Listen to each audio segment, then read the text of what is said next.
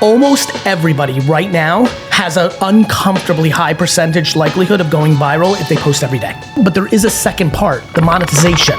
Yes. 1% of the people listening now are gonna get to be a big enough creator that brand deals actually come in.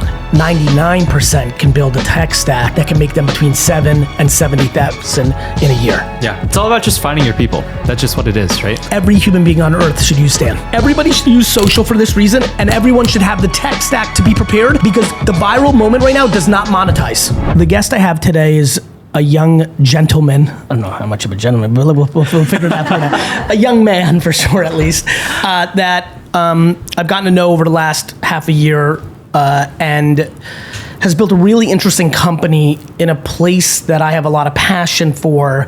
This is an unusual one because AJ and I have spent a lot of time with John over the last several months and have really gotten involved in this business. And when we first met, John said, I really want to help you buy the jets, which is really interesting because I don't know if I've heard that more than people saying hello to me in real life. So like that part never really registers for me. It sets up people's ambition. A lot of times people use it as a lever to try to capture my attention, but that wasn't what was interesting. What was interesting is what transpired over the course of the combo is, and I said this to him at the time, I said, this could happen. And it's really interesting, and I want to really set this up. It's also catching me at a time where I really don't want to overpromise and underdeliver, but at the same token, I want to get involved in more businesses in a way that I can impact them, because the scale of the 15 years of trying to build out Vaynerx and my brand is in a place where those opportunities exist. Here's where it gets really exciting for me and why I'm setting it up this way. A stunning percentage of my audience should use this service. And as you can imagine, for all of you, if that's true, that wasn't like, oh, that's why I want to get involved because I can get so much of my audience there. A stunning percentage of my audience here needs to wear underwear, right? Like, doesn't mean like, oh, let me go get very deeply involved in a startup and own a meaningful percentage and go and sell all that underwear. What excited me is that a meaningful percentage of my audience needs to use Stan.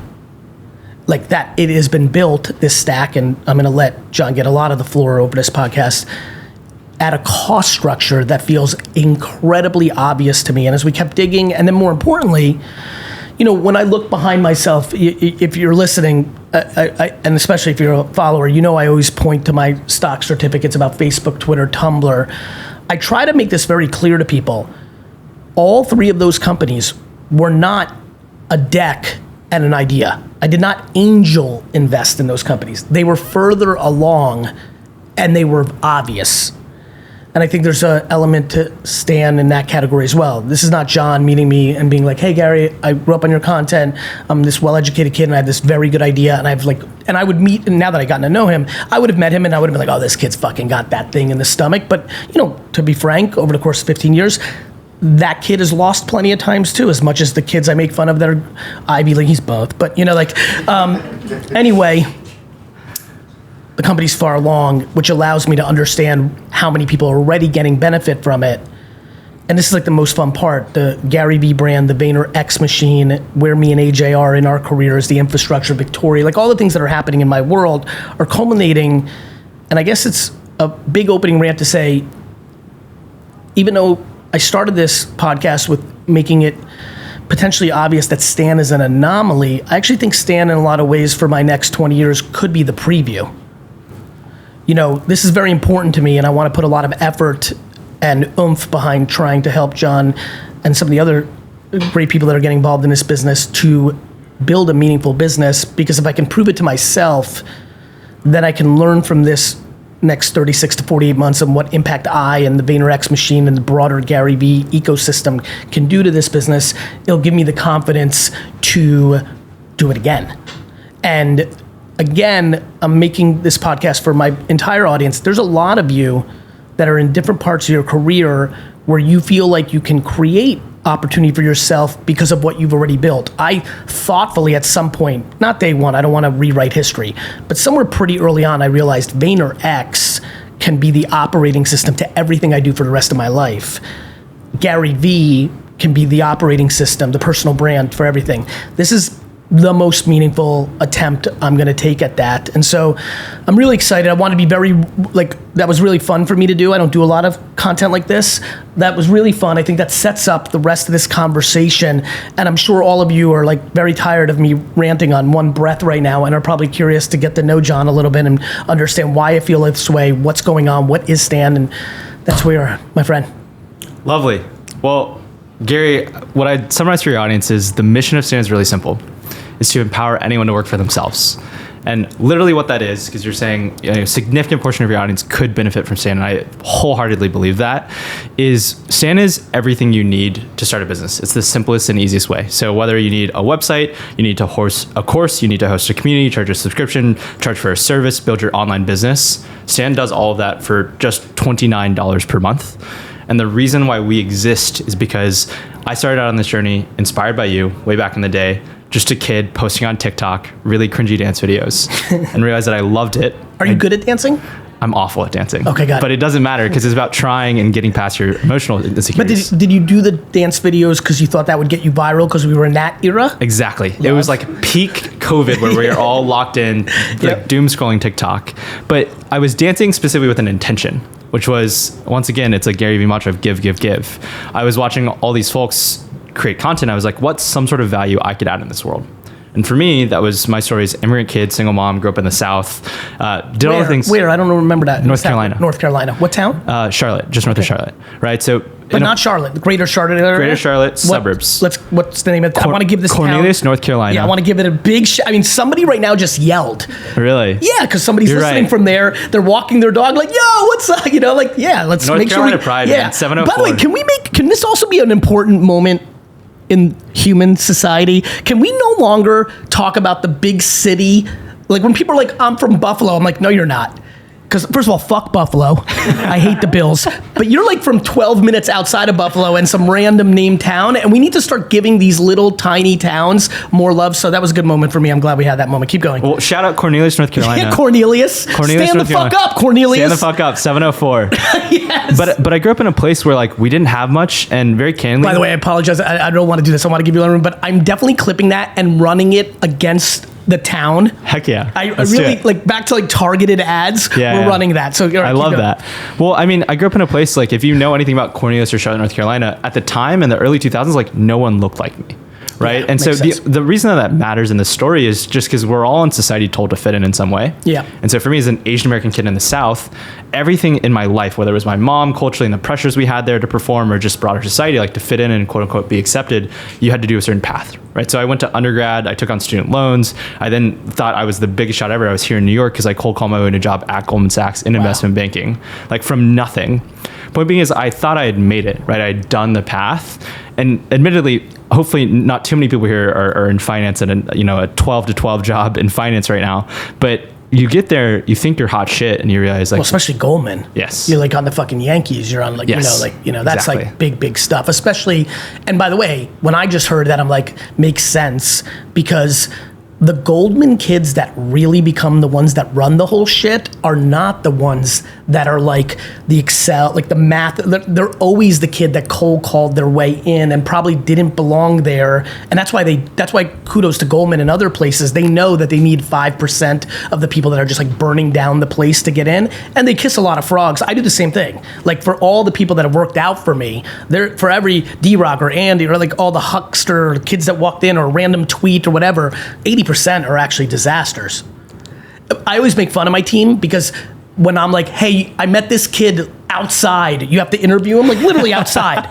They're always like, what the fuck? And then I'm like, fuck you, motherfucker. I met you outside too. Like they forget where they came from. Anyway, keep going. I love that. Well, I was that kid, right? And I thought I had made it because you're brash and you're young. You're like, oh, I'm a hotshot at Goldman. You get there and you realize like a lot of people that you work for and look like are above you, you don't really want their life.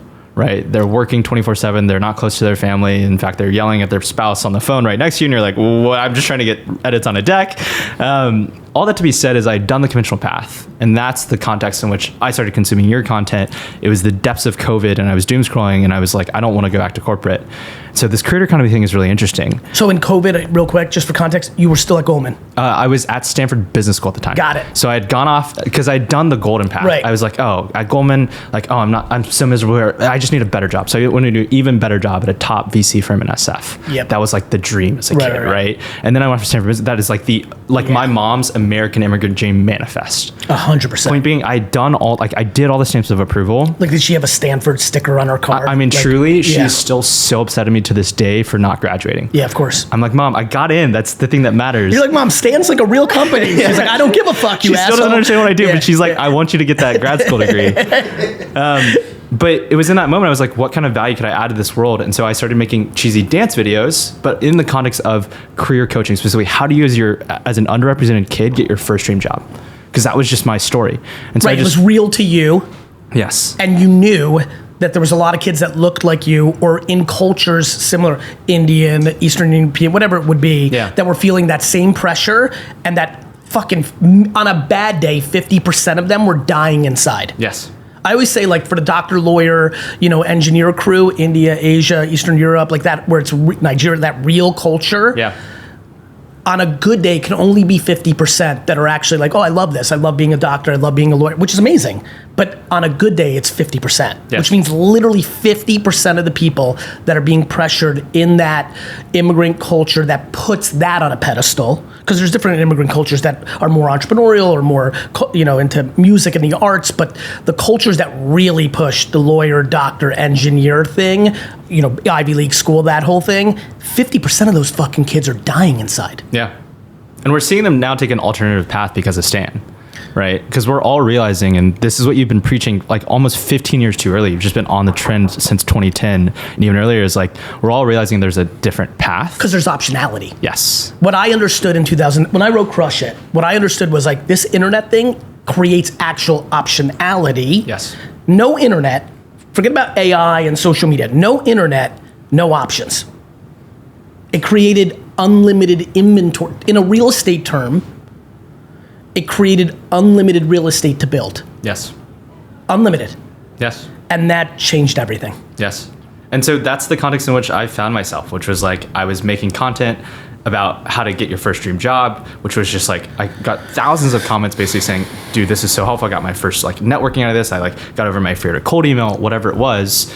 And so I sat there and was like, okay, how do I turn this into a full-time income so I could do this for a living? Because like I got to work for myself. I got to be creative, which was crazy for me as an immigrant kid. Did you think about going full-pledged personal brand, or did you realize that had limited value in a medium term, maybe long term if you play my kind of game, but like, did you understand, no, I have to build a SaaS, something that has more intrinsic value? I was a techie at heart. And so I knew I wanted to build something more scalable than myself. I also knew that I wanted to build more impact rather than just my personal brand. But I recognized at the time that the distribution mechanism, the best way to get out there and get your brand out there is to build your own personal brand first. Yeah, I would say real quick, because it's an important point, and I want to, it's not a counter to your point, but it's an and.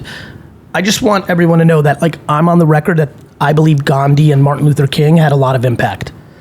And so I think, Facts, you're right. Right? You're right. I think it's really, and I think this goes to like us, and obviously we like, our circles cross over, but knowing that like what absolutely I bought, and it's like fun to like, because I haven't said this to you yet, like the whole, I'm going to help you buy the jets. I'm like, brother, jets are like 20 billion. And like, I don't have that much of Stan. So like, if you're going to build a $13 trillion business like Mazel Tov, and we might be able to get there. What absolutely I did believe though, was that you understood what the thank you economy and Crush It were. It's really funny. You look at anything in your life. I always, it's kind of like a music artist. Like usually the first album's the punchline. Like if you really look at, sequels and like, if you really look at a creative person, you have I had my whole life to write Crush It.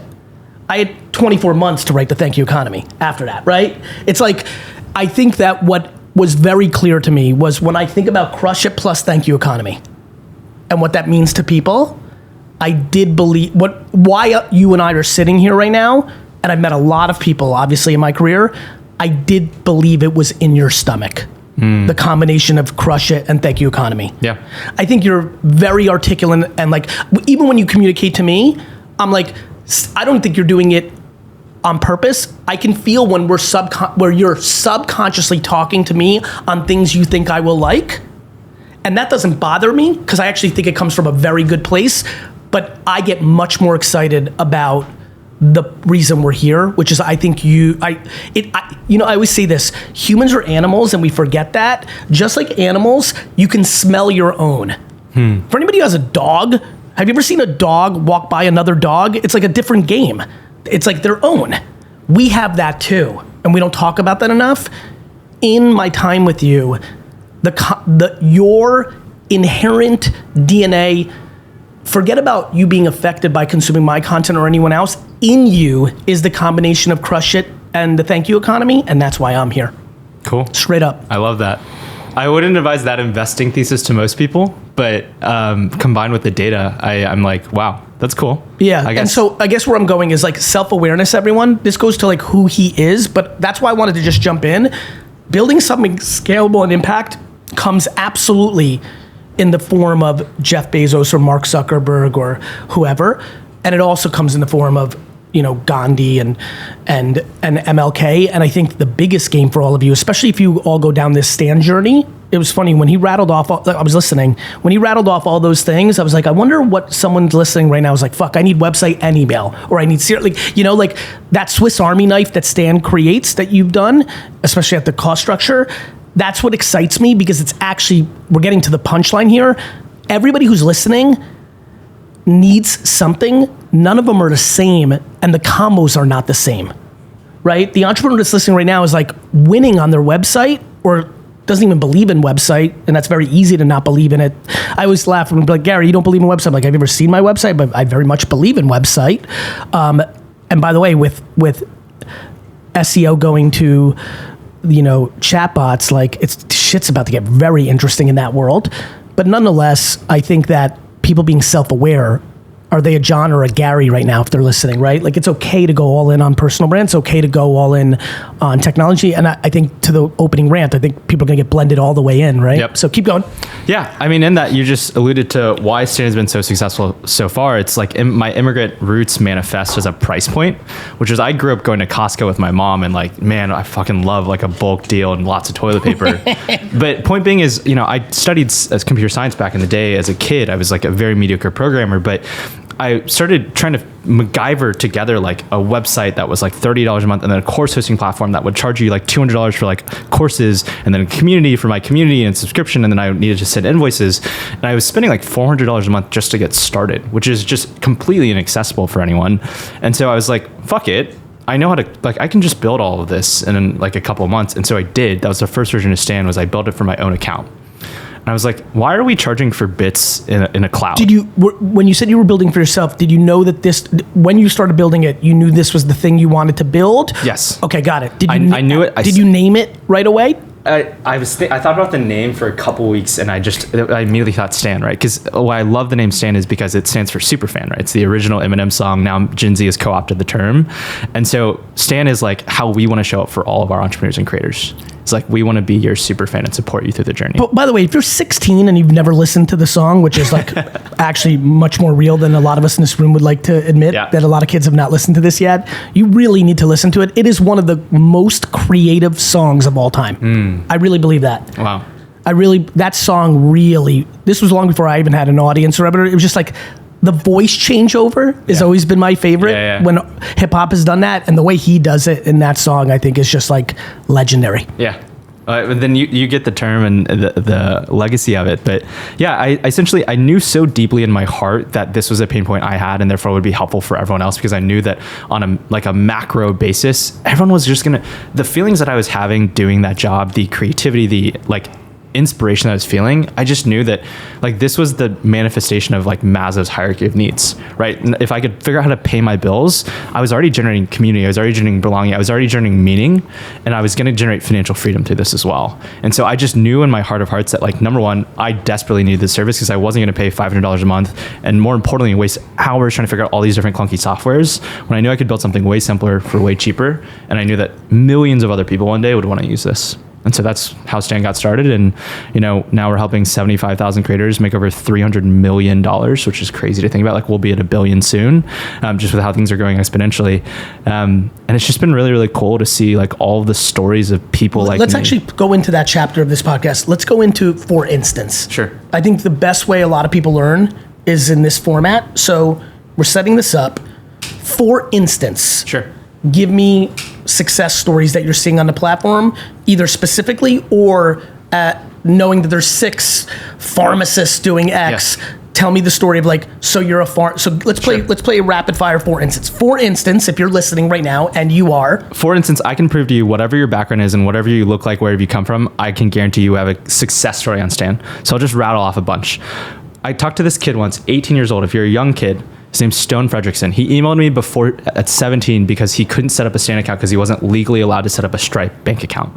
And as soon as he turned 18, in 2 months off of TikTok, he made $100,000. Has not had to go to college, decided to full on pursue entrepreneurship. Another one that I absolutely love is... Do you obviously you know that in the macro, do you know what he actually sells? He was specifically teaching boomers how to do social media. Smart. Right? So he was And by the way, digitally native. great timing, because I think one thing I kept saying at VaynerMedia in post-COVID, by the way, I have to say it now, this is sad. This is a big shout out to how fucked up Fortune 500 marketing companies are. The biggest brands in the world, like the biggest ones, like the ones like Toyota, like, Coca-Cola. Literally, if you're the head of marketing for those companies, you don't realize that there are 50 and 60-year-olds dominating TikTok consumption, and then you come to Vayner and we have a meeting, and we're like, hey, TikTok, and they're like, I know our target audience is really 55, and let's say this person is the cliche 42 to 60-year-old marketer. I'm like, are you on it? Yes. I'm like, and this is where I always kill them. I'm like, are your parents on it? And they're like, yeah, my dad's addicted to it. I'm like, your dad's 82. And so that kid really crushed it because there's so many boomers on TikTok, yet a lot of people don't see it. Yep. Yeah, you get it. And so then in that sense, I'll give you a completely different side of the spectrum. Selena Camarillo, I think she's in her mid 30s. She's also a North Carolina native. You know what she does? She makes content online about homesteading specifically. She started a digital product on how to bake sourdough bread. Makes sense. If you want to guess how much money she's made. Well, knowing Mona, my wife's obsession with sourdough bread, and now I'm going to have to ask you like which wheat and yeast and all that stuff. Yeah. But, an absolute ton because it's crushing. This topic is crushing. I'm going to go with 800,000. Very, very, very close. She's in the mid six figures. Her username is @MilkmaidFarm for anyone who wants to look her up on Instagram. That is a completely random niche out there, right? I think of like, we have bread baking. We have someone who does crocheting specifically, who just started Stan this past month, and we were speaking to her and she's made almost 10K already. AJ, it's so funny. Like, you must be laughing, right? Like, the reason I'm going to AJ right now, literally when I wrote Crush It in 08. Yes. It came out in 09. You can actually do this right now. You can go back and go click the 1-star reviews on Crush It on Amazon and sort by oldest. When this book came out and I said, people are going to make money on, go ahead. Wasn't like honey farming one, like bees and honey, very niche, like you were just saying. Yeah. My thesis then was everyone is going to make $100,000 a year talking about, Smurf it up. I mean, my talk that changed my career, I'm like, if you love Smurfs, Smurf it up. I believe someone right now listening, and this is why I'm so addicted to your tool, it is not lost on anyone anymore that whether it's YouTube or TikTok or something else, like you literally can get millions of views about Smurfs. What is lost is, this is probably the money shot of this entire podcast.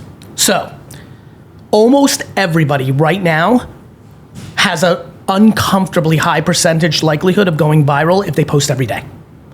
This is a profound, we're gonna get into something very important of why the interest graph, not the social graph, is impacting why we're having this conversation about Stan.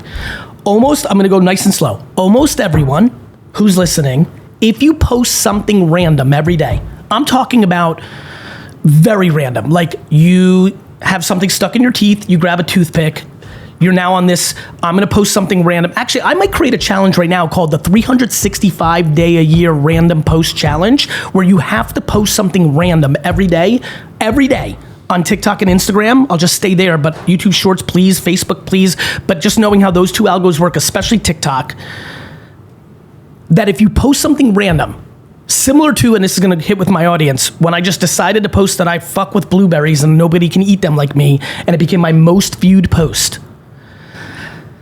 Almost all of you actually know what I'm saying. You may not do it, you're scared to do it, but you kind of know it's true because all of us have consumed so much content on complete randomness.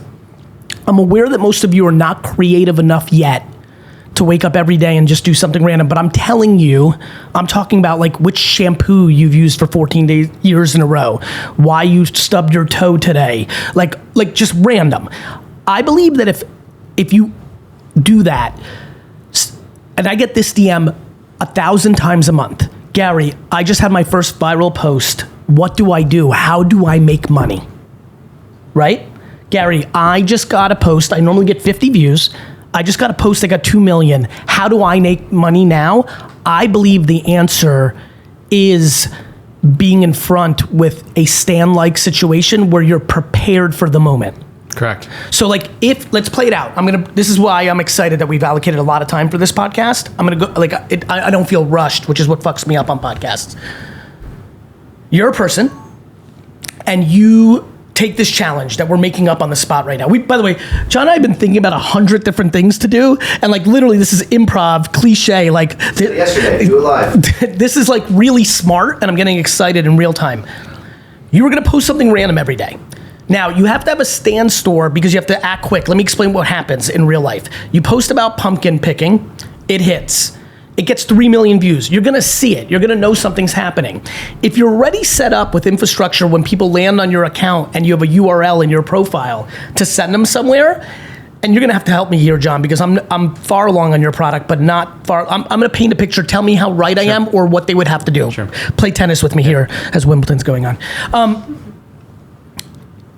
I'm Gary. I'm inspired by Gary right now, just like the Flip Challenge of 2017. I'm taking the 365-day random post challenge. I post about pumpkin picking. I've got a stand store. I've got the pieces in place. This is where I need you in a little bit. So that I can do what Gary's about to say, which is it goes viral, and then I can run quickly to my stand stack. Yep. And have prepared let me tell you how my brain would work.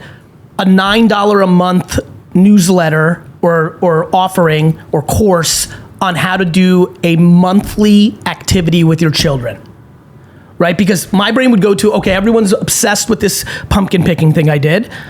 That's cool. If I go now and spend 2 hours while this is going viral in real time to get my shit together and I can capture subscriptions, I can do this. Now you have to be back to self-awareness. You have to realize, do you actually have 12 ideas to actually sell people? Because you can maybe get them to sign up during this virality. I'll be right and you'll be very happy with me, but you won't retain them if the November and December idea is shit. Yep. They're going to unsubscribe and not pay you anymore. But there's something that I see where everybody's going viral now.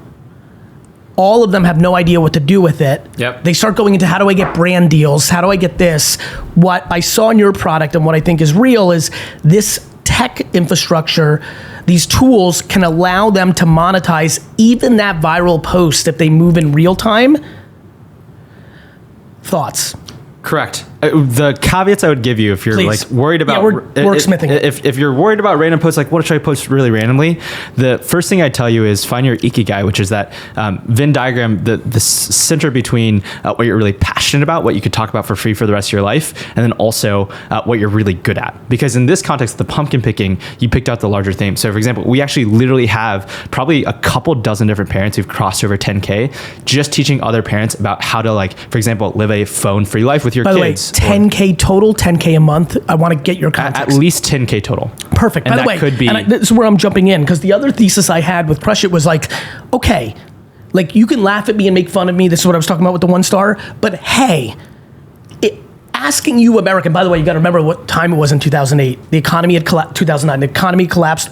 VaynerMedia was built on all of AJ's smart kids that lost job offerings during that spring. Yeah. From jobs they got. No longer job available. And so we just were able to have a lot of his smart friends start with us and jam.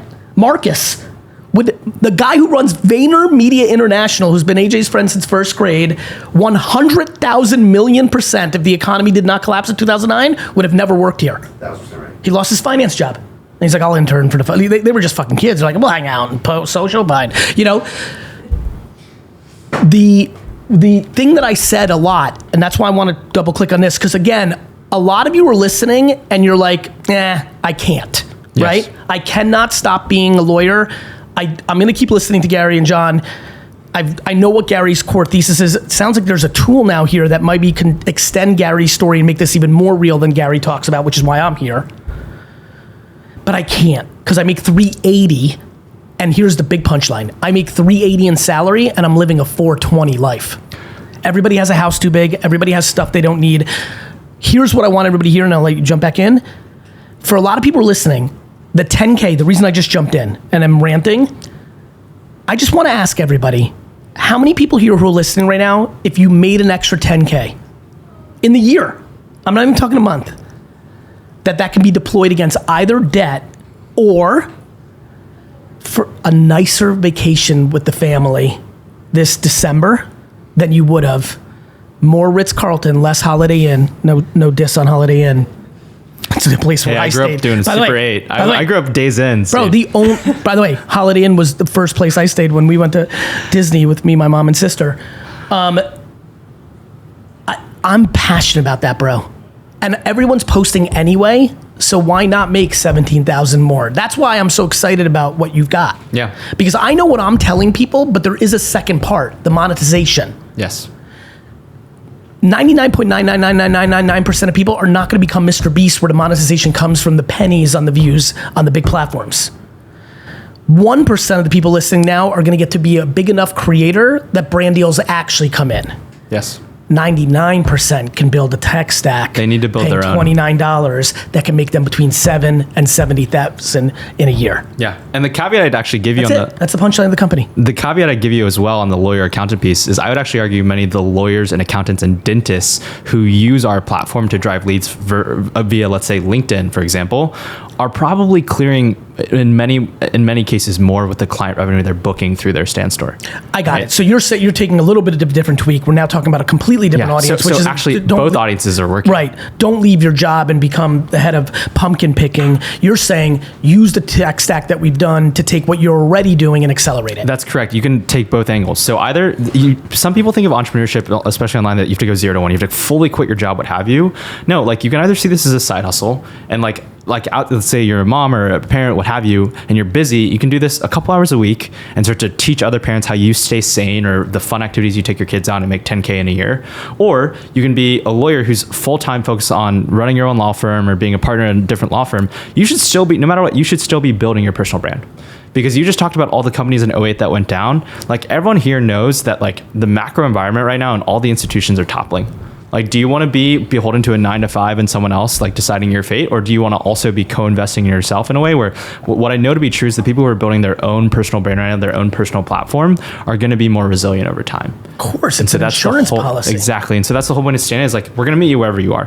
Whether you're a dentist or an accountant trying to drive leads for your business, Stan has so many of those people generating hundreds or thousands of leads a year, just like posting about accounting or tax law, like on TikTok. You'd be surprised. There's whole niches because you're going to find your business owners there, or it's someone who, once again, is a parent or someone who's doing crochet or someone who's doing fitness and teaching specifically the niche of people over 60. Like we have someone named Eddie Abu who's made over $1.5 million teaching 60-year-olds how to stay fit. Like it's insane.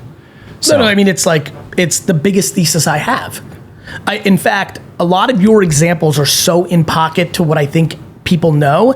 The reason I'm bringing up pumpkin patch picking and a toothpick, like I really want people to understand this, like what's going to absolutely happen. So again, back to Crush It, because this is where the tie-in is. The fitness person, the teaching finance, like boomers learning social media, like that's all lived the thesis. I think I'm telling you, I believe this. I think there's another gear coming, which is like just complete outer space. Here's one that's got me fascinated. Do you know how many people love mowing their lawn? Oh, it's like a total like turn off your brain activity. It's great. So I love garage sailing. I think it's pretty well documented. While I'm in doing the thing that I love the most, that's super weird, because I garage sale on early Saturday mornings, every time I drive by somebody who I can tell is really enjoying mowing their lawn, you have to understand, if you told me that I had to mow my lawn right now, like this Saturday, or choose death by like poisonous hornets slowly, I'm definitely choosing the poisonous hornets. Like I could not want to do something less, which is what all this comes from, which is like knowing somebody who's listening right now, and this is why I want to really milk this, who's obsessed with mowing their lawn. It's impossible for me to believe that most people see $50,000 a year of income on that truth. I love mowing my lawn with a beer so much and listening to fucking Van Halen. Oh my God, that truth, back to passion, right? Literally, it's called cash in on your passion. Yeah. The thesis is the cross-section of what you will never work hard enough if you don't like it to actually compete with the whole world.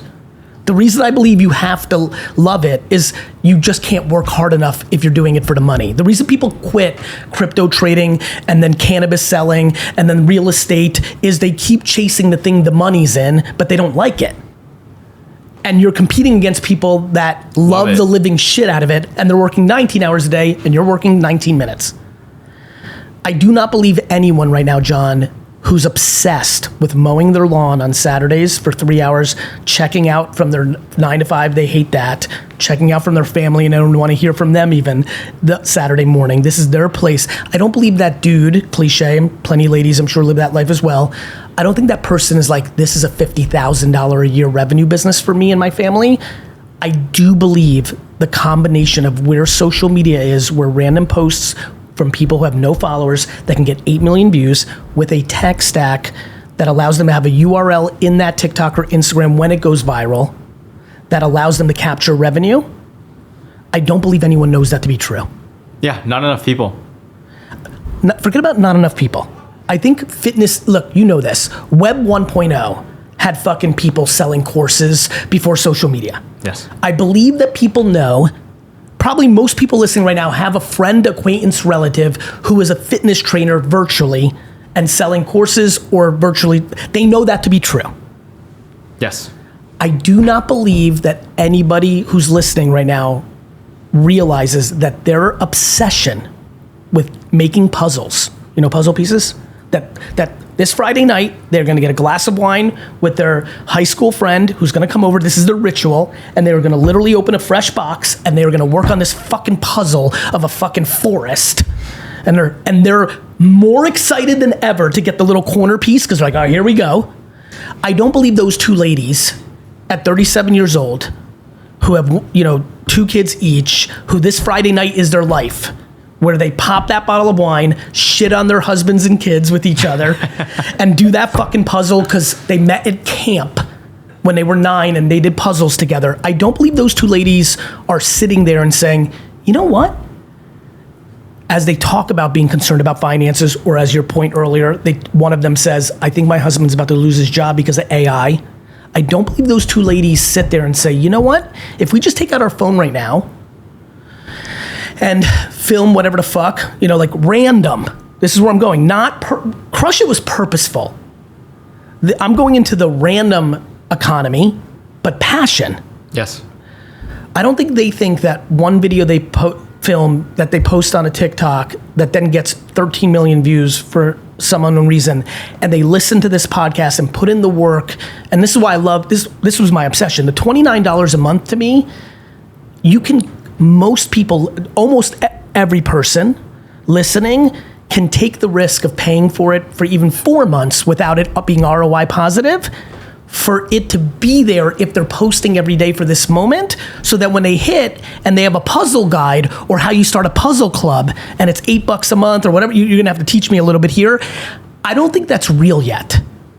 People, yeah, You see where I'm going? Like when I was saying fitness people, good news, you don't need to go to the gym and only have 9 clients. Make content and post in 2008 on your email newsletter and use Google AdWords. That was that version. Where I'm going in this talk is I think we're in the pre-dawn of something very different. Yeah. Actually, maybe the manifestation of when I said Smurf it up, or if you love Alf, like I feel like I was early-ish because it was like you had to be so remarkable. And really, AJ, you remember this. You know what my point back then was? It was AdSense. John, I don't know if you know this.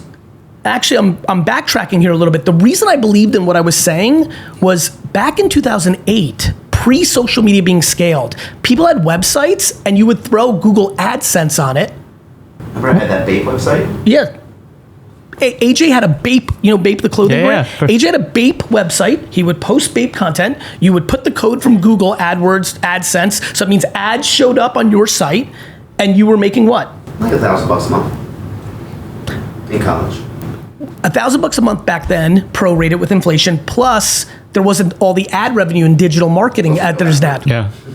God, What's I love that? a side There's hustle no like way. that. I spent 10 minutes a month on it. I just really believe that people would love to spend, and back to AJ's point of he spent 10 minutes a month on it to make $1,000. Like again, 90% of people need to make another $1,000 a month. Yeah. I think we get very confused of what's happening in real life, and social has confused people even more. You just consume the 1% of 1% stuff, and you forget that 99% of the people listening right now to this podcast really need, forget about want. I want $1,000 a month more. Why not? Why wouldn't I? I don't need it. Yeah. A stunning percentage need it. This goes to the point, and I'm going to finish this up this rant and we'll move. I think the random to the adjustment. I think the way even you and I, even walking into this room is like, okay, I passion and knowledge, right? Or skill. And then there's a Venn diagram, right? Like you're 90% passionate about dentistry. You're just okay, but if you understand this, or the other way, right? You actually don't love it. Back to what a lot of people are living. You don't love it, but you're actually good at it, right? I think we understood that for Stan. I'm saying something very different. I'm saying if you go with all the things of your life, like this is almost like 3.0 version of this. First it was like, what are you gonna do for a job? Then this whole thesis was, what's your passion? News alert, you might be able to turn your passion into profit. That was like, what? 15 years ago? Starting to get more real. I'm now saying something even further. And it probably touches a little bit on reality TV DNA. Let me explain where I'm about to go. I'm saying if you post something every day that is just happening in your everyday, like you guys leave right now and you just think that the hot dog stand is funny. Like I don't think people are triggered or framed up to think like I'm gonna make a piece of content today that is just my life, but not the life I want to project. Everyone thinks that now. I'm a fashionista, I'm a this, right? No, just like very random. If I have a tech infrastructure, I can decide if I want to take advantage of all that attention, because we're fully in the attention economy. While I'm getting these 4 million views about hot dog stands, again, I'm just gonna use you two. If you happen to be a person that is interested in travel and you know you're getting the hot dog stand views from New York right now, you can decide if you're, this is why I'm trying to teach right now, I'm gonna do a city guide for $3 a month subscription. The fact that you can go from posting, like this is why I'm getting so hyped, because I love speed. I post the hot dog stand because I just left Gary's office and I'm buying into this ridiculous concept, so I'm just gonna try. It gets views, I already did the stand part, and I can go into my stand and now refigure it. Yes. Put the overlay, like just a couple minutes too. Yeah, and how about an hour?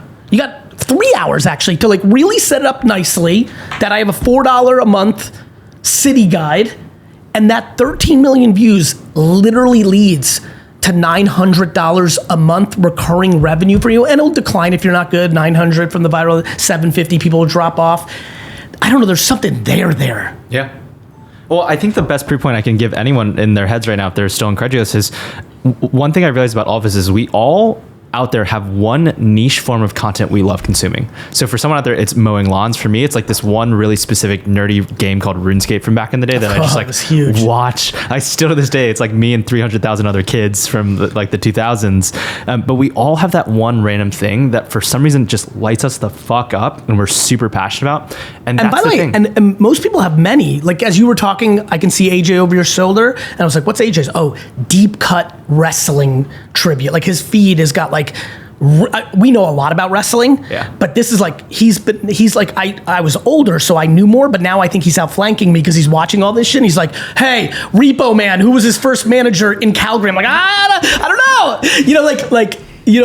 But AJ also has golf, and AJ also has the Jets and Knicks, and AJ, the reality is we don't have one. And I think that actually leads a little bit to what I'm saying right now. right? So you're saying, Rune, and that's a little bit more crushing, like Ultima Online, I know was for you when it was since you. So like, let's say AJ was listening, lived an alternative life, super buying in. I'm saying, hey AJ, yes, Ultima Online, but if you were listening to GaryVee in 2009 and 10, it's Ultima Online because you had to build a website, you had to make content, AdSense. What I'm saying here right now, improv, by the way, this is like, I've literally not thought of any of this in all the time we've been thinking, but it's just coming to me in the moment, is, hey, AJ, Ultima Online and golf and wrestling and the Jets and the Knicks and crypto and AI, and then AJ, because you're signing up for the 365-day challenge, when Allie makes, because she's a great cook, something you never had before, like fucking chicken pot pie, and the video is like, literally, because you're now, being by the way, everyone, this is all about discipline. Either you're signing up for doing 365 posts or you're not. Either you set up 3 hours of Stand Store to do this 365 before you even start, or you're not. Don't take you less, by the way. Respect. But when AJ posts the chicken pot pie is yummy because he's run out of, he did the wrestling, but like he's, right? When he says this is yummy, and that's the one that decides to get 13 million views, and he's laying in bed that evening and he's like, Allie, should we fucking, like, again, this is the family talk that people would have. Hey, you're a pretty good, like, and especially with AI, it's like, hey, do you just want to do like, should we sell a recipe guide? You can easily sell a chicken pot pie recipe guide on that. No shit. Yeah. We have so many examples of that, brother, by the way. You can. This is where I'm going. The long tail of it. You can sell spicy only chicken pot pie recipe guides for $4 a month. Yeah. It's fucking profound, is where I'm going. I think how I'm interpreting what you're saying as you go with this idea is, I think you're bringing in this example, all of AJ's humanity. We all have different facets of us. And the beauty of these algorithms today is, y'all, you have to realize when you post a piece of content, the algorithm is literally incentivized and designed to connect you with other human beings in the world who care about that. Interest graph. The interest graph. And the beauty of our humanity and also these algorithms is, like, at some point one of these will hit. Because Correct. It's like the right chemistry of how you talked about it and your passion, plus like you as a person, and then hitting with all the other people in that niche. And for everybody, I'm sorry to interrupt, because there's that much demand on the other side. There's that Correct. much global consumption on the other side that the reason you eventually hit is there's just that much attention. Yes. And you can be super agile with something like Stand Store. It's like, you don't know exactly what it is. You probably have a strong gut instinct, to be clear, of like what the top 1 to 2 things are that you should start with. But then let's say you finally figure out what that thing is. With Stand Store, it's super modular. You can just like literally, oh shit, like chicken pot pie is hitting. Let me just, like, we have an internal AI system that will literally make a digital product for you. Like, that's part of Stand Store. Like, okay, hey, it's called Stanley. Hey, Stanley, make me a digital product on how do I make a chicken pot pie recipe. It'll make that for you in your voice and your style and everything it knows from you, because it's also scraping your content too. Yep. So it's all like very easy to just quickly pivot. And then, like, next year you're no longer a chicken pot pie guy, you're the travel guy. What are most people monetizing against? Specifically, the top 2 SKUs, the top 2 products people should be thinking about is either a digital product, so something like a course or an ebook or a guide, or a recurring community subscription. Oh, let's talk about that part, because I think for the last 20 minutes, I've been pushing everyone towards a very specific place, that first one. Educate me on the second place. So this is really important to think about recurring revenue, right? So what you're going to find is, like, let's say you're super passionate about chicken pot pie. Like, I'm like, wow, I grew up on Marie Callender chicken pot pies.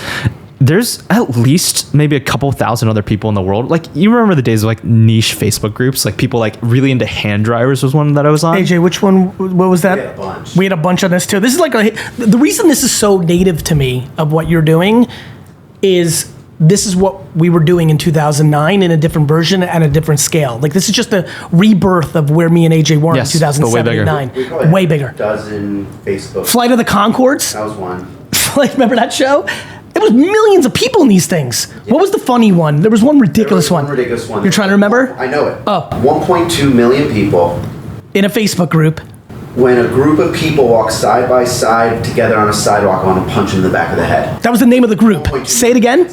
When people walk side by side, like when a group of people walk side by side one another on a sidewalk, I want to punch them in the back of the head. 1.2 million fans. I bought that group for $500. I DM'd the admin and just bought it for $500, and then I just started running affiliate ads. Yeah, that's Selling t-shirts. that's insanely smart. T-shirts. That's insanely smart. That's so smart. And so what? Daily 1 to 10. Of course, that's Like what. early That's the VaynerMedia. VaynerMedia was almost BuzzFeed. Yeah. We had a site called Daily 1 to 10 that we were building on the leverage of all these Facebook fan pages, and then all of our Facebook fan pages got Just converted in terms of service. Yeah, and we got fucking fucked. Fucking sucks. But you guys get it. And so what Sandstor is, I'm realizing, yes. So our community feature, for example, is literally the new age Facebook group.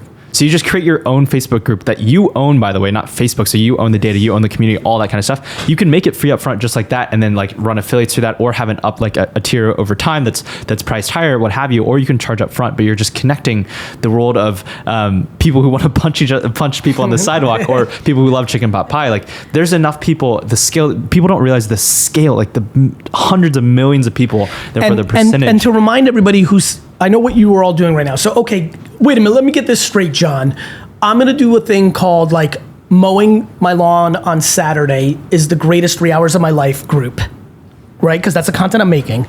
And John, you're telling me people are going to come to this URL after, and Gary, you're telling me I'm going to get one viral post because now I'm going a different route. I'm going a different route, everyone, just so follow with me.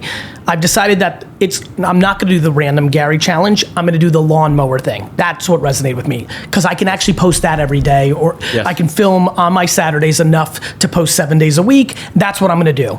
And what I'm going to do is on my Sandstor, I'm going to have a community that's going to charge people $2 a month to be a part of. Yeah. To be in here. And what you're gonna say, everyone on the other line, is like, why the fuck would I do that when I can go around social and find that and do it for free? And I'm gonna tell you that people, whether consciously or subconsciously, know that the friction associated with paying $2 a month to be part of something will make the quality of the community way better. Yes. They'll actually be bought in and opted in. Correct. So what people don't understand is like, yes, there are free versions on social and forums and Discords, but this is coming from a Discord reality. There are unlimited Discords that charge, and what you know that happens when you charge is it's a different person. All of a sudden, those random people that piss you off in forums, Discords, and Twitter that are just trolling and hateful, they're not as inclined to pay $6 to just fuck with you. That's correct. And having 8,000 people that pay $6, those fuckers really give a fuck. And I'm not joking when I say this. All of a sudden, if you're this person, you're gonna wake up in 2031 and you're gonna have Saturday Lawnmower Con, where you're literally gonna have John Deere paying you $500,000 sponsorship for literally 4,000 people around the world coming to a fucking field in the middle of nowhere, Ohio, to fucking mow lawns.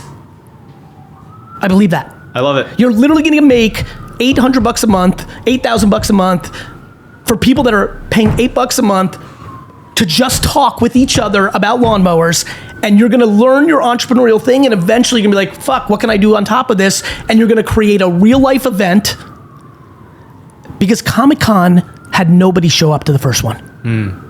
Do you know that Comic-Con's first Comic-Con was like in a hotel ballroom and had like 13 weird ass nerds? I had no idea. Yeah, now it's that might be a hyperbole of it, but it was incredibly small. And oh, by the way, of course, everything that starts is incredibly small. Like that's. Do you know that Super Bowl I did not sell out? No way. Super Bowl I didn't sell every ticket in the stadium. That was only in 1967. In 1967, the NFL was so unpopular that they couldn't sell. It was actually the NFL versus the AFL. It was two different leagues. Joe Namath from the New York Jets won Super Bowl III in a stunner, and it merged the leagues. We'll get into that in a different time. But everything starts small. And so when I sit here and say MowerCon, literally mower. And by the way, let me go a different way. You know how like some people like mow without like old school like you know what I'm talking about, like a wooden and fucking like no electric. Like you could get that niche. I'm gonna start a group of people that mow their lawn with not something that's powered by electricity, all by hand. The reason I'm going there is that would be really good as a con. Like if you get like 8,000 people that are like, fuck it, we gotta be men of the, and this is actually so weird now. Like this is so on trend, like real men and grounding, and like we fucking don't even wear shoes because we gotta be grounding with the earth, and we use a fucking wooden and metal fucking lawnmower, and we do our whole thing. Those motherfuckers, those 8,000 guys that would pay $8 a month to be in your group, will all show up with their fucking wooden mower and mow, and you'll have a $250K sponsor. This is real shit, brother. Liver King, I know it's very controversial and all that, but it was about liver. Like, eat fucking liver. Like every niche in perpetuity. Cut hair backwards. Fucking eat dog food as a human. Only watch sports between 1 a.m. and 2 a.m. and tweet about it.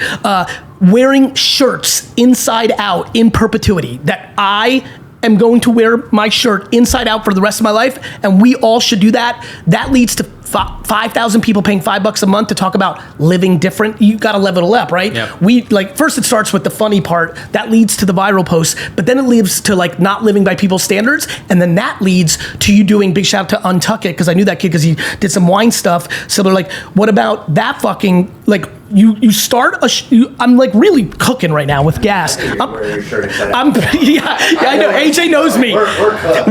We've got $100 million. I'm literally, everybody, you're watching me create $100 million brand. I am going to start wearing my shirts inside out. I'm going to charge you $5 a month to be part of my community on Stan for people that wear shirts inside out. And then once that builds up, I'm going to launch my inside out brand of t-shirts. And I literally am telling you, I'm not going to do it because I have a lot of things going on. I just told you $100 million business. That's how weird this is, man. It's all about just finding your people. That's just what it is, right? But my argument is that every human being on earth should use Stan. Yeah. I think Like, at some that's point we really what will. I'm saying. Like, everybody should use social for this reason, and everyone should have the tech stack to be prepared because the viral moment right now does not monetize. Millions of people have gone viral this year already, 6 months in, and haven't made a penny from it, and it fucked with them. Yeah. Because I'm on the receiving end of this, John. I get different modes. Like, I'm the guy that literally gets emailed by strangers at scale that says, I just got 2 million views on this. What do I do, Gary? And the reason I think I've been freaking out for 40 minutes is I'm like, fuck, I didn't see this. This is right. Like, if they're preempting with Stan or something like Stan, I don't even fuck Stan even for a second. This is like important shit. Like, if you're ready for the moment, and I think you've built the best moat for this, and the cost structure has me going crazy. Like, I feel comfortable saying, fucking do this and pay $29 a month. Even if you go the whole year and nothing fucking happened, $360 to be prepared for your life changing is a fucking good investment. I think we have to actually, I'm like now talking to you like almost breaking the fifth wall. I think we need to like actually build this out and show people what to do when the moment happens. Lovely. Because I'm like improving right now, but I think we need a guide that when something goes viral, this is what, have Stan ready. Yep. Have all this set up, this what you see where I'm going? And this is what your hour looks like in the moment you go viral to actually capture this. We'll have to do a bunch of work on this. This speaks to, this I think takes it to a whole different planet because there's no cost of entry. Yeah. People that are listening right now that, like Mike, right? Mike is not an entrepreneur. He, and this is a joke off of yesterday's tea with GaryVee, where I got him this social sell, and he did great. And he could use the extra bucks. And this was like 4 weeks ago, and I was like, Mike, how's it been going? He's like, hasn't sold since. I'm like, you're a fucking loser. But he's not a loser. He's just not a salesman, right? But so Mike, who I adore, and that's why I'm using him, it's important to me. This whole rant for an hour has been about Mike. Mike isn't going to be the person that read Crush It and went. But Mike listening right now, I'm sure he's been listening, Mike absolutely represents the rest of the 7.9 billion people on Earth. There's like, what? And like, again, Mike, what are you into? Like, give me some other your interests. Piano. Great. Oh, great niche. So We have Mike's multiple thinking piano right now, and teachers. he's like, okay, Gary, like, what else, Mike? Jersey Shore life? Jersey Shore Life. Great. I apologize. Those two things, because I knew that one to be true. Just want to show everybody I know my employees. Mike's now, okay, so wait, what's Gary said? So I go to Stan, and obviously we got work, all of us have work to do to figure out like this guide for people to understand. So you set it up, you're in, and $29 is risk. I don't say that lightly, but I think we just talked about the value of $360 in a year to like change your whole life. So wait, Gary, I'm gonna post on Tuesday about a piano thing, and on Saturday when I go see the fam, I'm gonna talk about like sand when it gets hot, right? Or the Jersey Shore, what have you. Did I hear that right? I can create either a $5 a month guide to the Jersey Shore or a $5 kind of community, pay $5 to talk about the Jersey Shore 365 days a year, because the Jersey Shore's a 365 day a year thing, and you got to prep in the spring to make sure you max. And then he realizes and then one post in a year gets 3 million, and then everyone's hitting my URL on my profile, and now I've got 39 people paying me $5 a month. And wait a minute, does that mean I'm getting paid $200 a month to basically be talking in my stand instead of talking somewhere else randomly on the internet? I think that's going to resonate. Yeah. You see where I'm going? That's a very different twist, I think, than what we're, like, I think it's the evolution. It's funny, I have one more book I have to write, and I wrote Crush It, and then I wrote Crushing It. And I literally, this last week was like, should I write Crushed It as like the third book in this of like what, or Crushing It in an AI era? Is like Crush It actually my how-to book series? Was that like, what's that series that's so big? What's that book series that's like super humongous and it's for everything? Dummy, thank you, AJ. Yeah. AJ, this is why he's the best. Like, is Crush It my For Dummies series? Like, do I write Crushing It in the AI era? Because I have very big thoughts about live shopping, this, you know. I actually think I'm laying out the thesis of crushing it in this new era right now in real time. I love it. Well, I think just to give everyone a really tactical guide, by the way, on how to crush it in terms of stand store. I just got excited.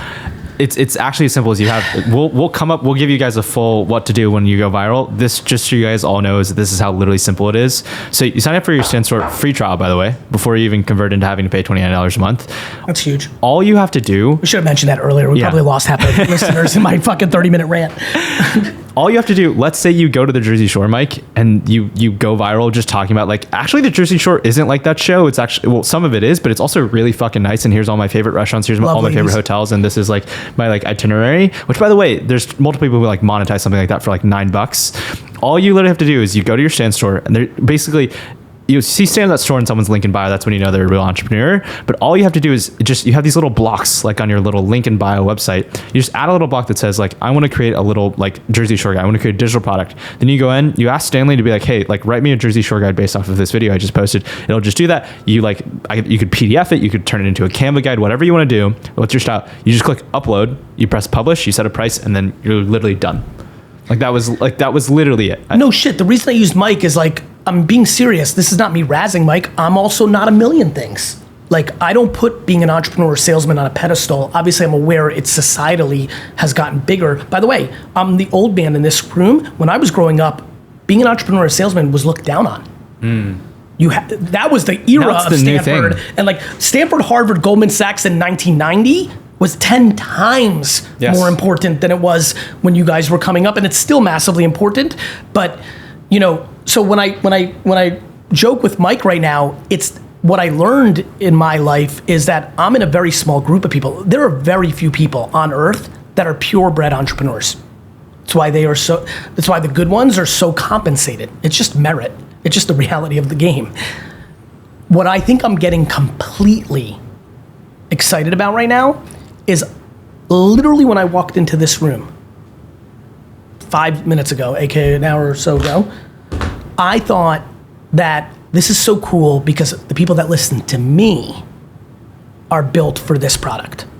But I knew that only really, because I have so many people listening to me for parenting and entertainment, there's like, I know my audience, that really 67.3% of the people that were listening right now should 100% do this. In the middle of this, I genuinely, comfortably believe that I stumbled on the fact that 100%. Like, I view this podcast right now in my brain the same way I did when I told a kid, document, don't create, and I knew it. And it became such a big part of my career. Like I did the Javits Center talk where I said smurf it up and it changed my career. If I keep, and I may or may not, back to the Inside Out shirt thing, like I don't know how far I'm gonna go down this path of me believing in the 365-day random challenge, the stand infrastructure. But if I keep going, this is like 4 years of my content. Yes. And this will be the piece of content that I keep editing from because it's the long form. Like, this is a very important combo jump. Again, entrepreneurs, yes. Entrepreneur tendencies, yes. That's how I got to 67%. I'm actually now saying everyone. That's correct. Everyone has something. Really everyone. Yeah, truly everyone has something to give. I believe a lot of people are really not interesting to the market on both their passion and their skill set. This is what's an important thing. I've thought about this a lot because I wrote that book. you and I agree on the passion and skill set overlay. Sure. I believe there's too much competition, and there's a lot of people, even though it's their biggest passion and their biggest skill set, that is not a product market fit for real monetization. Like real monetization. Sure. I believe this random thing I'm talking about, back to what you said earlier, this is where I'm going, and this was the thesis, but I'm watching it evolve. There's a piece of content I make, Mike, I don't know if you remember this.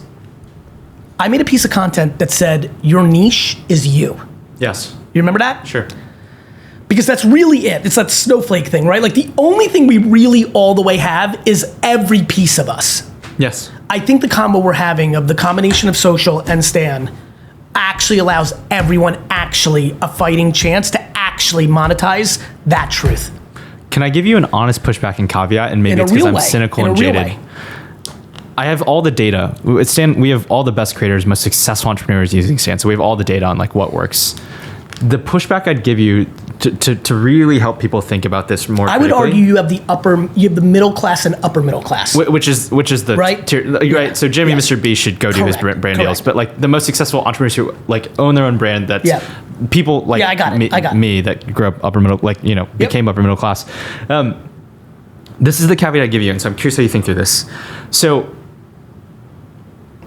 it's very, very hard to monetize anything. People don't realize like you have to post consistently. Let's say you have the viral lawnmower video. I'm skeptical that you'd have recurring, when I think of real business, you have recurring revenue every single month. Your business makes revenue around this unless you consistently, let's say you see the lawnmower pattern and then you double down on it. Yeah, and I would say that's absolutely, first of all, that's 100% right, and this is getting to the essence of this conversation.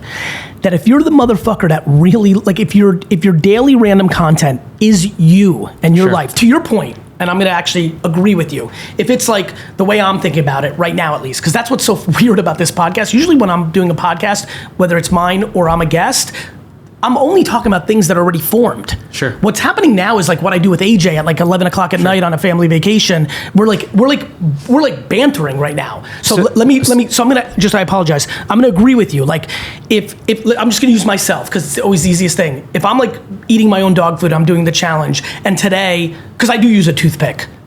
Like I like using a toothpick. I think it's funny and like I think it's interesting, so I use it. Right? If today that was it, and like I put it on the ground, I'm like I just use this toothpick, and like honestly, like big shout out toothpicks. Like fucking, they're underrated. Take away the fact that I'm an entrepreneur and probably could build a $50 million toothpick business on the back of this. To your point, and you're right, that goes viral.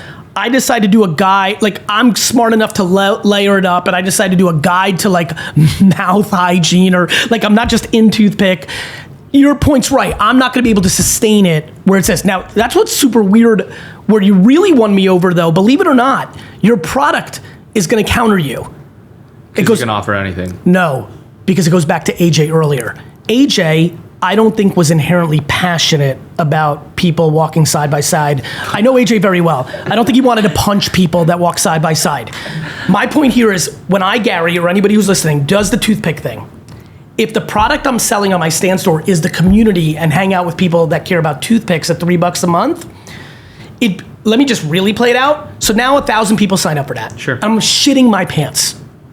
Like I'm literally shitting my pants. Like I love John and Gary more than life because I decided to do it for $2 and I'm making $2,000 a month. I'm sure you have fees, so it's not purely $2,000, but whatever the fuck. No, it's literally just $29. Okay, great. Flat, so I'm making $2,000 a fucking month. I'm like, I cannot believe this fucking podcast I listened to 4 months ago has just I'm making $2,000 a month. Next month, it goes to $1,300. Because to your point, like I didn't do that much. I didn't know what the fuck to do with it. Sure. I didn't feed the farm, right? But if you made $2,000 in that, most people are gonna watch what's happening in that community. Like let's just keep playing because we got time. I just did this, 1,000 people are paying $2 a month and they're literally talking about toothpicks. And I'm like, what the fuck is going on here? But I'm making $2,000. I have a funny feeling from 7 p.m. at night to midnight, I'm just reading every post. And I'm probably jumping in once in a while and be like, yo, it's me. Like, thanks for being here. I want everyone to hear this because you're going to love where I'm about to go. If you have a half a brain, and I'm going to fill out your other half brain right now for you. If you're watching that, what will happen is 3 people will emerge. Anyone that's ever had a community in their life, on Discord, on forums in the 90s like I did about wine, knows that your community becomes the mods. right? So if you're a toothpick guy, you see this, you have no way to continue it going. To your point, you're right. The digital product selling the guide, no way on the toothpick. The community product you fucking built, even though I'm not part of it because it was random, if I just give it 60 days, watch how they all talk to each other and message the 13 alphas in there, get on Zoom with them, get a good feeling for a couple of them, offer them maybe 20% of the fucking action or $100 a month, those mods can drive it. That's it. And so, but let's play out this thesis. Please. I think I'm just so tired of get rich quick stuff. Like everything that I've realized, if you want to build something long term, let's say for that community, you still, are you saying that you can just show up really randomly and share everything, and then you'll figure out your product, and then you should double down? Or are you saying broadly you'll have like a I'll say catalog? a lot of things. I mean, to your point, like everything that has worked for me has been predicated on the concept that everyone's looking for get rich quick. This isn't get rich quick. This is respond to a truth quickly. The truth is, yes. 3 million people found this 13-second toothpick video interesting. Yeah. I was smart enough to listen to the GaryVee Audio Experience, listen to the episode with Stan, decided, fuck it, the $360 a year is worth it. Is there a yearly membership discount? Yeah, it's like 20% off. Yeah. Even better. Yeah. It works for my thesis. I decided under $300 is a good deal for me to take the fucking risk. I'm gonna fuck with this. The Gary 2017 Flip Challenge worked for me. Gary's fucking TikTok thing worked for me. Fuck it. Let me try this new fucking thing that he's got. That when you're in that place, yes, there's gonna be people like, back to AJ, because it's fun, golf, wrestling, the passion. You and I are fully aligned on the crush it thesis. What I'm trying to figure out in real time right now, so bear with me. By the way, AJ will tell you this, at the end of this podcast, I might completely get off this entire thesis because what we're doing is playing the chess. Yeah, so I just giving you the warning, like this may end with me being like, that was the stupidest shit, and I'm happy that you guys are hear it through. But there's something that I'm trying to think through. To your point, I think that there's unlimited people that would do this right now, and this is why I'm so glad we're having this convo, that would have the moment, and it's not get rich quick. They would actually monetize, but it would dwindle and die in an 8-month period, right? If they didn't continue investing in it. Correct. Yes. And to our point, both of our points, and the reason I'm agreeing with you is, for me, Gary Vaynerchuk, it would be hard to continue to invest in the toothpick thing. My counter to that was the content product is dead on arrival, to your point, right? I'm like, that's right. The thing that got me going was the community product doesn't actually need me to be the most passionate about it. I just have to be the operator of the first 100 days to find the 4 people in the community. That the community scales on. You're basically fine. This is like no bullshit. What I'm saying is you're gonna find your future business partner because you made something random that you're kind of not even that crazy about. It goes into the community product. They're the most passionate and capable, and they are loving life for making 25% of the subscription revenue to keep it going. And you started it, so you were the idea guy or gal, but the operators, you're talking about operations. There is nothing besides execution. Yeah. Ideas do not beat execution. Yes. Ideas with execution are the best idea about that. Yes. But execution always gets some sort of result. Ideas, every fucking person listening right now shoots their fucking ideas with each other over dinner and do nothing in their whole life. Yeah. What I'm saying is, this is why I'm obsessed with what you're building. You have, when I think of like slogans, like Stan has a product for that. Yes. You have a product for this problem. That's I just said the toothpick thing and spent 30 minutes on the written product or the informational product. If I didn't know, thank God in the middle of my ranting, you brought up the community product, because I still have a lot to like know every T and I instead. If I didn't know that, I would have stopped this conversation and be like, you're right. Because the toothpick thing, as me being the content producer, would not work. The community thing, though, if I get 1,000 people in there at $1 a month, and I spend the first 60 days to figure out who the alphas and most passionate are, DM them and set up Zoom, interview them and pick 2 of them. Potentially, some people just do it for free because they fucking love anime so much. Potentially, I'm smart enough to know, like, fuck it, let me financially incentivize this person. Hey, let's just make pretend me and you. As kids, hey John, you're into this game more than I am. I'll give you 30 cents of every dollar we make on this. Can you just continue running this as the main dog to keep this fucking feeding and going? I'll make some more content a little bit. There's scenarios where somebody's listening who say, hey John, do you want 80% of this? I'll just take 20% because I realize I'm leaving after this. Yeah. Like, this is very interesting to think about. Yeah. So that's what I'm saying. I'm saying there's a viable path for an entrepreneurial tendency, even for a Mike, who, I mean this, I keep using Mike, I'm not razzing him, who maybe is not a businessman. If he listens to this, does it, gets the Jersey Shore thing, I think for Mike, knowing Mike, he can watch that community for the first 3 months, pick Rudy, who lives in fucking Seaside Heights, give him 50 cents on the dollar. It's very interesting to debate. So these are my thoughts to help you really cement this and finalize this and formulate it. What I agree with you on is bring your whole self very randomly. I think there's value in that, allowing someone to figure out what is the thing that they should monetize. Agreed. Where I am more skeptical is I see your vision on how this could work with the community piece at scale. Why I'm skeptical of that is, number one, if you, for example, if someone posts about their Jersey Shore and builds that community and is passionate about this, can continue to operate Grand that. Slam, correct. And so I think most people should go down that path. And you're thinking about like, how do I actually, in this state of randomness, start to just pick out ideas that people resonate with, and then I'll find people who to operate those communities. Well, I'll tell you why I say that, and you're smart enough to know this. There are a lot of people on Earth who started something and then handed it off to someone in whatever form, family business, random employee. Like there are people who've made real money in the internet era of being kind of a co-founder from an idea standpoint. The ones that are not selfish and real, let's say me, you, and AJ were all good students, not just you two, and we were college roommates, right? And I am in the dorm room one day and I'm like, guys, I have an idea. And let's say that idea ends up being Uber. Fucking actually, AJ, let's take it to the extreme. Garrett Camp. Do you know who that is? Yeah, of course. Okay, everybody. Garrett Camp is the human being. I don't know how often I tell this story. It's documented in a Business Insider article. Gary Vaynerchuk, was in a hotel room in Paris when Garrett Camp told Travis, who is known as the face of Uber, and 11 other of us, hey guys, I have an idea. What do you think about the idea of an iPhone app where you can press a button and a limousine will pick you up? It's one of the most profound moments in my life. Grab it. I want you to grab it, John. Sick. I want you to grab it, take it to your desk, and I want you to read to the podcast what that framed thing, start with the date. All right, Friday, April 8th, 2011, 11 in the morning, from james@uber.com to AJ Vaynerchuk, something at gmail.com. Hey AJ, I wanted to say thanks for being our first, this is fucking insane, dude.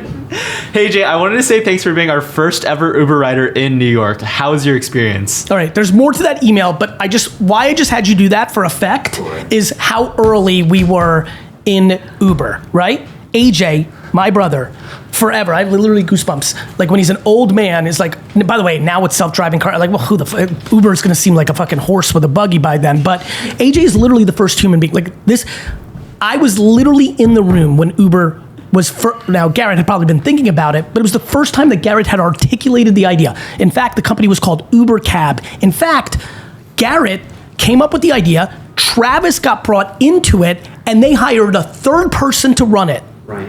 Ryan Graves. Yep. And Ryan Graves got that job by me retweeting Travis's job description because he had 424 Twitter followers and I had a lot more.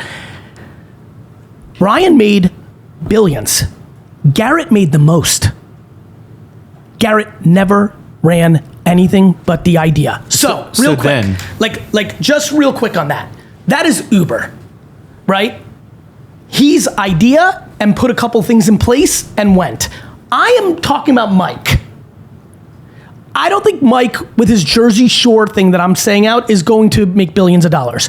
But do I believe that Mike, on one TikTok, with a stand infrastructure around the Jersey Shore, if he decides to be as smart as Garrett and realize, let me give equity to other people who are doing things, whether he keeps 10% of the community that makes $5,000 a month, or he keeps 90 because his sister's willing to do it, or whatever the circumstances of real life are.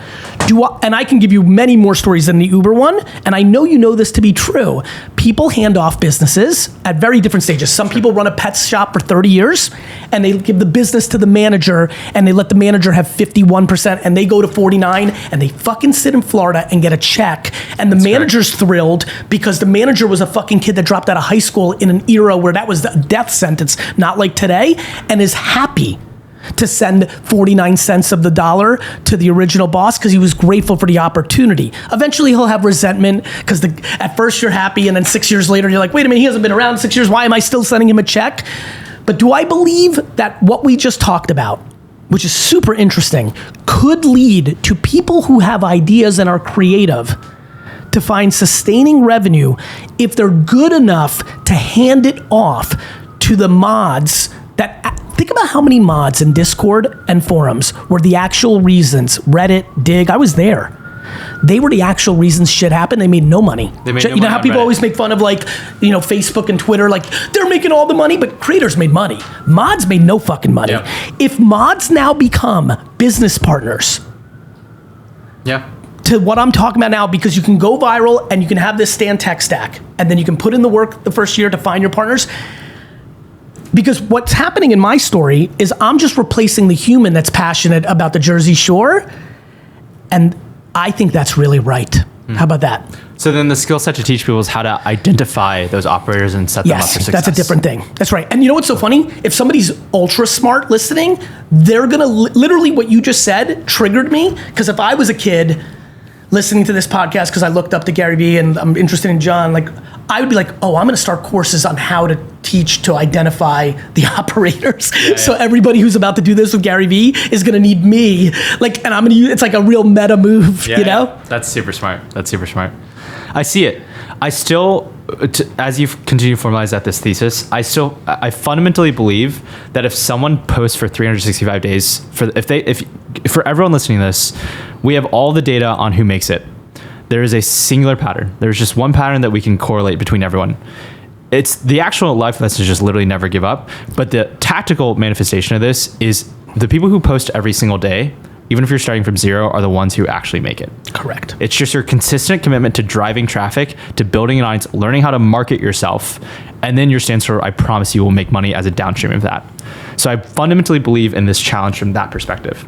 And I like the random idea because you're just going to figure out from your own organic passions what that is. And I believe you will find something that you want to commit a lot of time to. I'm more skeptical, and maybe it's because I'm not wired this way. I do believe you can be the ID generator and spin stuff out with operators. But That, by the way, that is the end of the entire debate. Sure. To your point, I mean, notice how this whole last 20 minutes started with me saying how many people couldn't do Crush It. Sure. All I've done is have an aha moment here between where the algorithms are in social and what you've built that literally everyone can That's if correct. they follow. Like what I just did was not saying, by the way, the first part that you said, like back to Crush It, that's the better one. Yeah. Like if you're a savant about wrestling and you love it so much, like you can make $1 million a year or 100,000 a year, like being in the wrestling content, like for damn sure, community content for damn sure. I'm just saying that there's a lot of people that aren't. And the fact that I just literally thought processed the jam session into how I can get the least entrepreneurial, most creative people. Do you know how many fucking artists there are, John? I think every human is an artist, whether they're Fair, recognized but or you know not. where I'm going, right? Let's go the Hundreds of cliche millions. thing. The starving Hundreds of artists, the amount of people living in Brooklyn right now Yeah. that are fucking unbelievably interesting, super creative, think different, but do not have an entrepreneurial bone in their body. You know, when we get into these political times where everyone's like, yeah, let's fuck with communism, you know, like that kind Yeah. of stuff. I love looking at that. You know, I was born in communism. So I love looking at it. I'm very empathetic. I do believe separation of wealth is a real issue. Like I think about these things, but obviously I'm a fucking entrepreneur. Like I also believe like the government, like I believe in merit and, you know, Yeah. the human race. But when you look, so many people fit. This is why I'm so excited about this. The people that are like, yeah, fuck it. Like, let's shoot every billionaire in the face and let's let the government fucking take care of us are the people I'm most excited for what I'm talking about right now. Because they actually are way more creative than a lot of business people. And the tech is starting to catch, like right now, I'm like, holy fuck. That cliche person in Brooklyn who's like, let's move to the USSR is oftentimes the person that fucking knows the most about pickling in the world. Sure. Tattooed, sleeved out, pickling fucking genius who literally posts about pickling and now has $9 a month people at scale, and they aren't entrepreneurial. They don't know how to do that part. They know the art. And the fact, because you know this, on the passion part, if they still lack complete business savvy, it's still going to be like a slog. Like from the creative, it's going to be a slog for them to sell a $9 a month book, even if they're like fucking savanty about. I always say this: the 1,000 best books ever written, nobody knows because they didn't sell. Yeah. Right? The fact that you have a community product that can get 10,000 picklers in there for $1, and if she's or he is listening to me right now and is really picking up what I'm putting down, that when this moment happens, they just need to pick 2 or 3 minority or majority partners from the community that are driving the community, that is viable in a way that I've never seen before an hour ago. I think you're coming upon the thesis that I've always believed is like everyone has something to monetize. It's just about whether or not they have the tools and also the educational path to do so. And so that's what we give through Stan is all the tools you need for the most affordable price out there. And on top of that, then now we have GaryVee teaching you how to actually. And I would tell you that everybody has something that's monetizable. Not everybody has monetizable capabilities, even with education. That's the part that I'm like freaking out on. You see where I'm going, brother? Yeah. That's the part that I'm like, wait a minute, this Garrett Camp thing is crazy. I'm dead right about this. I lived it. I literally watched Garrett Camp idea it and get the fuck out. He was very lightly involved. Ryan came, and then Travis really came, and Travis did the whole fucking thing. And Garrett, I'm sure, I don't know this detail, but I'm sure Travis and Garrett had dinners and they would debate. Travis fucking built it. Yeah. Travis fucking built it. Travis was the one. Travis fucking built the local government and fighting and everything else, and like hitting up me about like, should we do pedicabs and like. He not only, you know this, I always give him credit. I don't fight City Hall. I don't have that stomach, so I could have never been the CEO of Uber. Travis, like, he did everything. Travis is Uber. Garrett made the most money. The pickle lady that I just talked about in Brooklyn, she could be the Garrett Camp of her community on Stan. I love it. That blows my mind. That's why I've been talking for an hour straight on this. This is like crazy to me. All the other parts were obvious. This is where it could change everyone's life. That's a big deal to me. Because I think I can teach, and I think you could make a great tool. I really mean this. Like, I think you could make the best sword, and I could be the best fencing teacher in the world, and I still don't believe everyone will then get decent at fencing. So then we'll help those people find a fencer. Correct. That's what's freaking me out about the community product. Through the lens of the content product, no, because I can't write about fencing. Through the lens of like, I made a viral piece of content about fencing. Now there's 84 people in my Stan $3 a month fencing community. I watch it. I see Sally is like fucking posting 13 times a day. I DM her. I get on Zoom with her. We talk. I'm like, Sally, do you want 50 cents of every dollar here of what I created? Sally's going to say yes because she's the alpha community person. Sally then takes it from 84 to 800 people, and it's a nice little fucking side fund for everyone. That is replicatable for literally every human on earth. I believe that. That's crazy to me. I love it. That's fucking crazy to me. Straight up. All right, I completely derailed everything on this random idea. What have we not touched on, given that I've been in an hour, 30-minute haze of like excitement about this? What have we not touched on, John, so far that you would like to touch on? A little more for instances to help people think. We've talked about your 2 most popular products. Can you talk about number 3 and 4 in the tech stack? Because everybody, if you're listening to me, this is the ultimate $29 Swiss Army knife. That's correct. Like we just talked about the scissors and the screwdriver, but if you know a Swiss Army knife, there's other things. I want to touch everyone in this podcast. What's number 3 and 4? So I think I can end it with this, Okay. which is number 3 and number 4 are booking some sort of call in your calendar. And then the number 4 is specifically doing a webinar, which is an at-scale version of that. Point being is every single medium through which you think you can convert a customer, whether it's getting on the phone with you and paying for a live coaching call or doing a discovery call, or it's selling them and or giving out a freebie or selling them a low-ticket digital product or a big course that's $1,000 or doing a community, everything you need, you have as a Swiss Army knife tool with Stan. What I think is more important to show people is the 4 instances we gave, whether it's, Janessa Harris moving across the country from Hawaii to the East Coast, escaping an abusive relationship by building her online coaching business through Stan and getting to move her child with her. Or it's, the example of Stone I gave who was 18 years old, or it made 100K in his first month, or it's Eddie Abbey at 65, teaching people how to stay fit. whatever your story is and whatever your passion is, my promise to you is that nowadays there's at least 1 to 10 to probably a couple hundred people in your specific passion that are making real full-time incomes on Stan. And so with that context being said, I fundamentally believe, especially now with you involved, Gary, that like this is the new wave. I also do believe there's an arbitrage and an alpha moment, which is like at some point it's the attention economy. There's a certain amount of zero-sum attention. I believe that one needs to move sooner, as in right now rather than later, to actually grab that attention because there's first mover advantage to things. And so now is the time. If you've been questioning at all whether or not to do it, like this hopefully can be your sign to do that thing. You've seen Gary do it for a decade plus. This is what Stan's all about. And we make it as affordable as possible, as easy as possible, and we're here to support you. Where do people go? Stan.store. That's it. Sign up for your free trial.